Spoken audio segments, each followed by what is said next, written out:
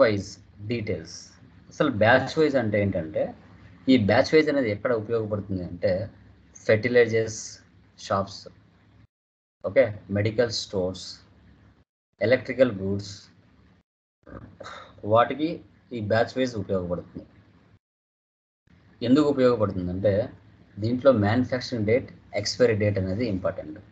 కాబట్టి ఫెర్టిలైజర్స్కి, medical store డిపార్ట్మెంట్స్కి ఇవి కంపల్సరీగా నీడ్. ఎప్పుడు తయారు చేశారు, ఎప్పుడు ఎక్స్పైర్ అవుతాయి అనేది కంపల్సరీ అవసరం. సో తర్వాత ప్రోడక్ట్ ఒకటే ఉంటుంది, దానికి ఎన్ నెంబర్ ఆఫ్ బ్యాచ్ నెంబర్స్ వేరు ఉంటాయి. ఇప్పుడు ఎగ్జాంపుల్ వివో అనేది ఒక model, vivo1, vivo2, vivo3, vivo4 అని పేరైతే ఒకటే, మోడల్స్ మాత్రమే నెంబర్ సిరీస్ మారుతుంది అంతే. vivo1 మీద ఒక 100 పర్చేజ్ చేసినాం, vivo2 మీద ఒక 100 పర్చేజ్ చేసినాం, అలా vivo1 మీదనే మనము ఒక 100 వరకు మళ్ళీ పర్చేజ్ చేయొచ్చు, బ్యాచ్ నెంబర్ వైజ్. ఓకే, ఏదైనా ఫెర్టిలైజర్స్ ఉన్నాయి, ట్యాబ్లెట్స్ ఉన్నాయి, వాటికి మ్యానుఫ్యాక్చరింగ్ డేట్, ఎక్స్పైరీ డేట్ కూడా ఇవ్వచ్చు. ఏ విధంగా బ్యాచ్ నెంబర్ వైజ్ పర్చేజ్ చేస్తున్నాం, ఏ విధంగా బ్యాచ్ నెంబర్ వైజ్ సేల్ చేస్తున్నాం, బ్యాచ్ నెంబర్ వైజ్ మనం మ్యానుఫ్యాక్చరింగ్ డేట్ ఎప్పుడు, తర్వాత క్లోజింగ్ లైక్ ఎక్స్పైరీ డేట్ ఎప్పుడు అనేది కూడా మనం ఐడెంటిఫై చేయొచ్చు. సో చూద్దాం ఎలా అనేసి. న్యూ కంపెనీ క్రియేషన్ చేస్తున్నాను. సో ఇక్కడ వచ్చేసి యూనివర్సల్ హోమ్ నీడ్స్,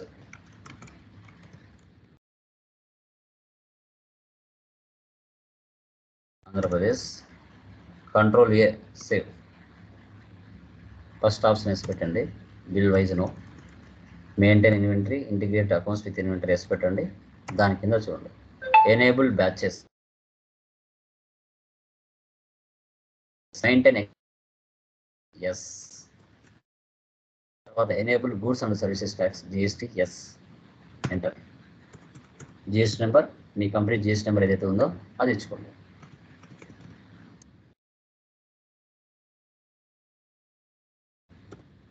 రియల్ టైంలో ఏది ఉంటే అది ఇచ్చుకోండి.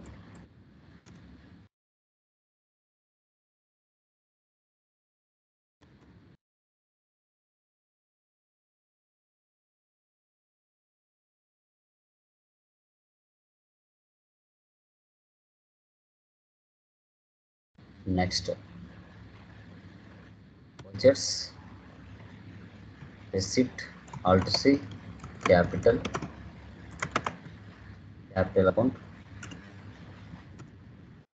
control A, 5 lakhs.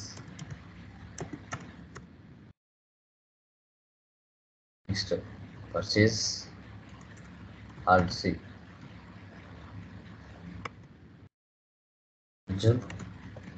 traders, debtors,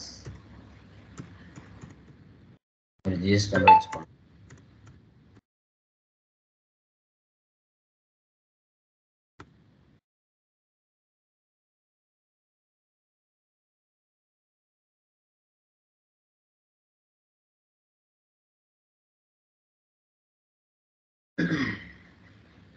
so ఇక్కడ alt C, Bluetooth, alt C, NOS numbers. చూడండి, ఎప్పుడైతే మీరు F11లో బ్యాచెస్ అనే నెంబర్ వేసి పెడతారో ఆటోమేటిక్గా ఇది మెయింటైన్ ఇన్ బ్యాచెస్ అనే ఆప్షన్ వస్తుంది. ఇక్కడ BOM ఉంది కదా, అది నో పెట్టేద్దాం.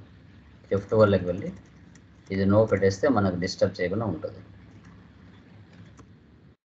Control A save, yes, track date of manufacturing yes, use expiry dates yes. So ఇక్కడ మనకి HSN number 8794, specified details here, taxable value 5%. Enter ఇస్తేనే ఆటోమేటిక్గా బ్యాచ్ నెంబర్ అడుగుతుంది. చూడండి, manufacturing date, expiry date, number ఎంత ఉంది అక్కడ 852312, 250, ఎక్స్పైరీ డేట్ ఇవ్వాలి, నెక్స్ట్ ఇయర్ ఇస్తున్నా 31/3. ఇప్పుడు బ్లూటూత్ అనేది ఒక బ్యాచ్ నెంబర్, అదే బ్లూటూత్ మీద ఒక 10 బ్యాచ్ నెంబర్లు ఇక్కడ చేసుకుంటూ పోవచ్చు, మన చాయిస్.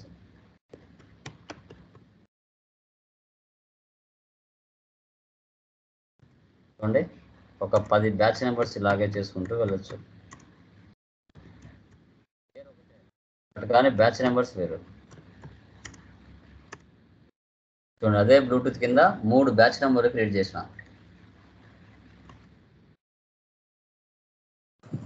సేమ్ డేట్ ఇవ్వచ్చా సార్? మనకి ఏది ఉంటే అది ఇచ్చుకోవాలి వాటి మీద. 3 కంపల్సరీ వేసుకోవాలి.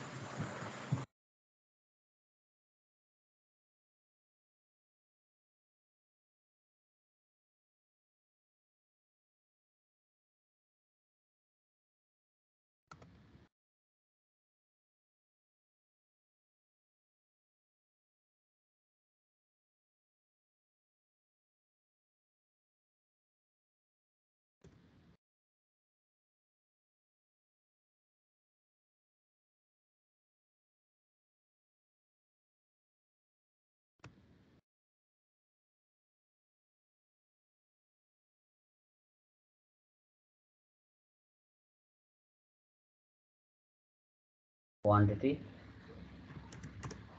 80 350.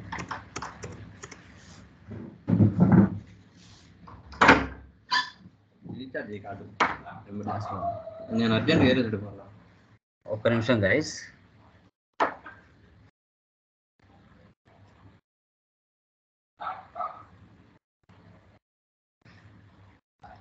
మామూలు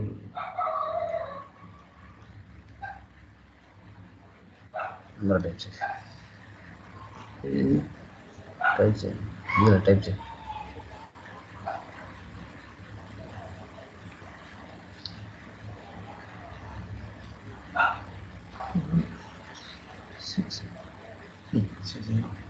మామూలు 9121210655.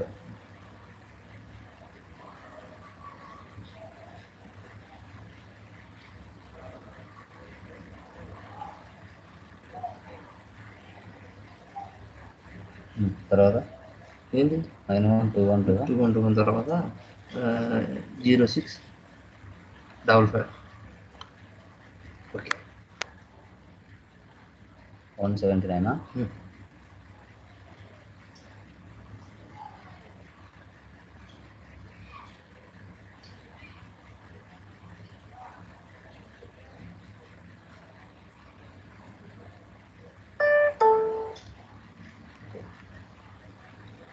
నేను పిల్లోని వాళ్ళకి వేలూరు కూర్చోమంటా.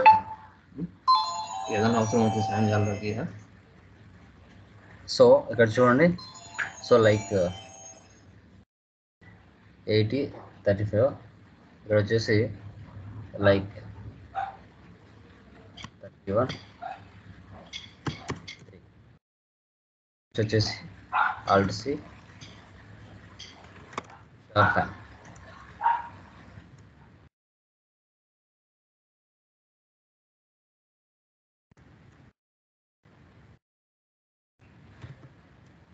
డేట్ పర్సెంట్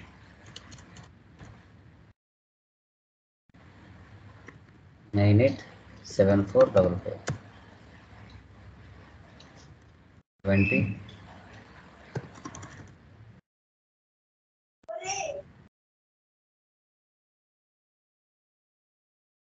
దాని కింద ట్యాక్స్ ఇచ్చుకోవాలి.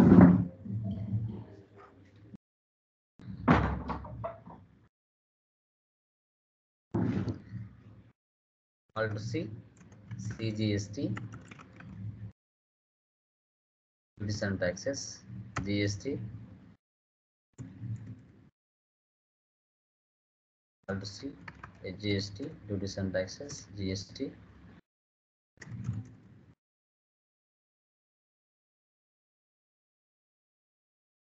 ఇప్పుడు ఏ బ్యాచ్ నెంబర్స్ అయితే మనం పర్చేజ్ చేసామో అవే బ్యాచ్ నెంబర్స్ని మనం సేల్ చేస్తాం.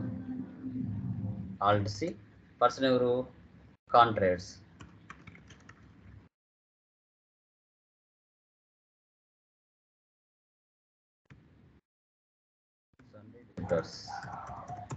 ఇక్కడ వచ్చేసి మనకి జిఎస్ నెంబర్ అక్కడ ఉంది కదా, మీరు అక్కడ ఉండి తెచ్చుకోండి.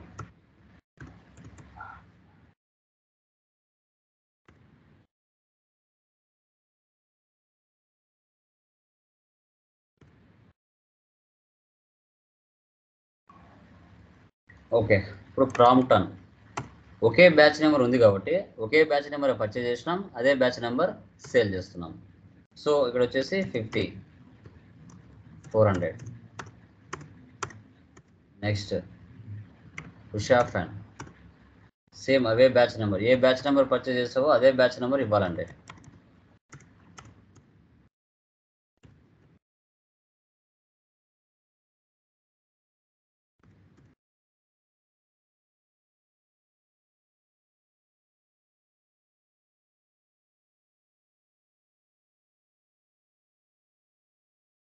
బ్లూటూత్ చూడండి, 3 బ్యాచ్ నెంబర్లు చూపిస్తాయి. సో ఈ 3 బ్యాచ్ నెంబర్లో మనం ఏ బ్యాచ్ నెంబర్ సేల్ చేయాలనుకుంటే ఆ బ్యాచ్ నెంబర్ సేల్ చేసుకోవచ్చు, మన చాయిస్. పైన మనం 85 అదే తీసుకున్నాము, సో అదే సేల్ చేద్దాం.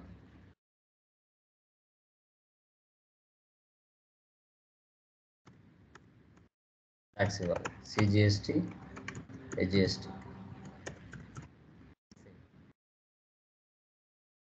ఓకే, అప్పుగా పర్చేజ్ చేసినాం, అప్పుగా సేల్ చేసినాం. రిసిప్ట్ తీసుకోండి. సో తర్వాత received from debtors, contractors 35,000. Payment, so Arjun traders 50,000. Next payment, alt C, computer fixed asset 35,000. Next godown rent,